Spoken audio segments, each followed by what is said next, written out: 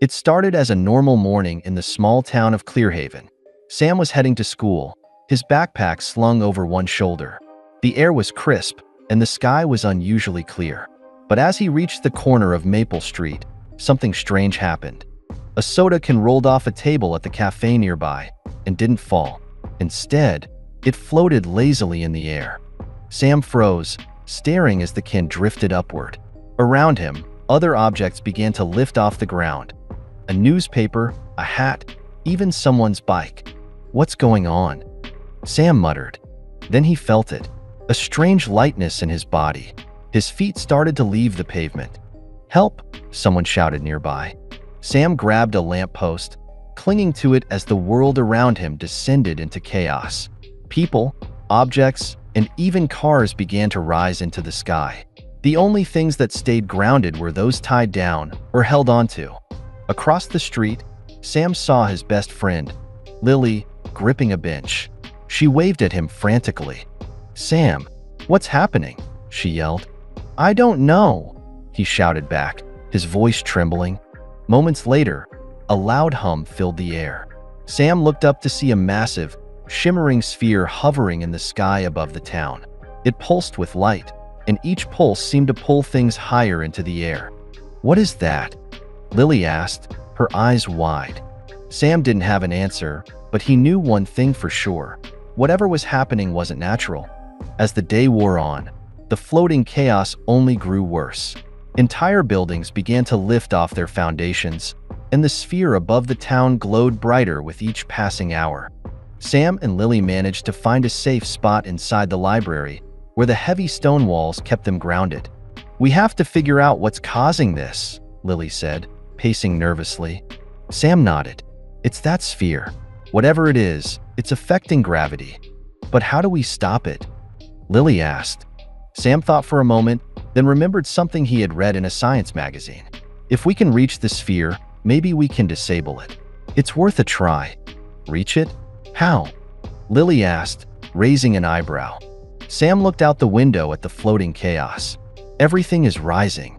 If we let ourselves float up, we might be able to get close to it." "That's insane," Lily exclaimed. "Do you have a better idea?" Sam asked. Reluctantly, Lily agreed. The two of them grabbed a bundle of ropes and tied themselves together, making sure they could stay connected. "Ready?" Sam asked, gripping the rope tightly. Lily nodded, though her hands were shaking. "Let's do this."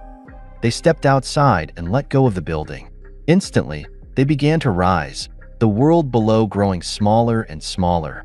"This is so weird," Lily said, looking down at the floating rooftops. Sam focused on the sphere above them. It was enormous, its surface rippling like water. As they got closer, they noticed strange symbols glowing on its surface. "What are those?" Lily asked. "I don't know," Sam replied, "but I think they're important." When Sam and Lily reached the sphere, they grabbed onto its smooth, cool surface. The symbols glowed brighter as they touched it, and a deep hum vibrated through their bodies. "There's a panel here," Lily called, pointing to a small opening. Sam climbed over to her, peering into the panel. Inside was a series of glowing buttons and switches. "Do you think this is controlling everything?" Lily asked. "Maybe," Sam said, his fingers hovering over the buttons. "But we need to be careful. We don't know what could happen if we press the wrong thing." The symbols on the sphere shifted, and a voice echoed in their heads. "Who dares interfere with the balanced sphere?" Sam and Lily exchanged nervous glances. "We're trying to fix this," Sam said aloud. "Gravity is gone, and everything is falling apart." The balance sphere was activated to restore harmony. The disruption was caused by human interference. "Restore harmony? You've made everything worse," Lily shouted. The voice paused. "If the sphere is deactivated, the imbalance will worsen unless corrected manually." "What does that mean?" Sam asked. A glowing diagram appeared on the panel, showing the town below. A red line indicated the loss of gravity, while a green line represented balance. "We need to adjust it," Sam said. "Look at the panel. It's like a scale." Sam and Lily worked together, carefully moving the switches to align the red and green lines. Each adjustment sent a ripple through the sphere, and slowly, the floating objects began to descend. "It's working," Lily said, watching as buildings and people returned to the ground. But just as they were about to finish, the sphere trembled violently. "What's happening?" Sam shouted. "The correction must be sealed with an external charge," the voice said. "One of you must remain to ensure balance." Sam froze. "What? No, there has to be another way."